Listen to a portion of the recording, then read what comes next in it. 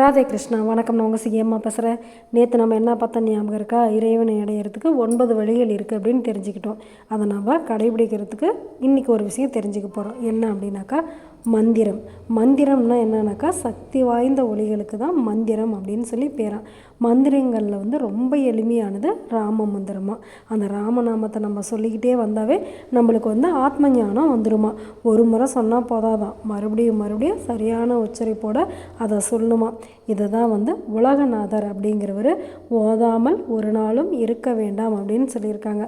ஆனால் நம்ம இது அவ்வை பாட்டி சொல்லியிருக்காங்க அப்படின்னு நினச்சிட்டு இருந்தோம். நானும் அப்படி தான் நினச்சிட்டு இருந்தேன். இது அவ்வை பாட்டி சொல்லியிருக்காங்களா, இல்லை உலகநாதர் உலக நீதி அப்படிங்கிற நூலில் இது எழுதியிருக்காரு. இது கரெக்டாக அப்படின்னு சொல்லி நீங்களே எனக்கு சொல்லுங்கள். நம்மளுடைய சரஸ்வதி தேவி கையில் என்ன வச்சுருப்பாங்க? ஜபமாலை வச்சுருப்பாங்க. எதுக்கு? தினமும் நீ நாம ஜபம் பண்ணு அப்படிங்கிறதுக்காக தான். சரஸ்வதி தேவி கல்லுலேயும் உட்காந்துருப்பாங்க. எதுக்கு? கல் தான் கரையாத பொருள். அதே மாதிரி நீ கற்றுக்கிட்ட கல்வியாக இருந்தாலும் சரி, ஞானமாக இருந்தாலும் சரி, எப்போவுமே கரையாது அப்படிங்கிறதுக்காக தான் சரஸ்வதி தேவி கல் மேலே உட்காந்துக்கிட்டு ஜபம் பண்ணிகிட்டு இருக்காங்க. நாமளும் மந்திர ஜபம் செஞ்சு இறைவனை அடைஞ்சிடலாமா? நல்லதை நினைப்போம், நல்லதே நடக்கும், ஆனந்தமாக இருப்போம். Okay, bye. ராதே கிருஷ்ணா.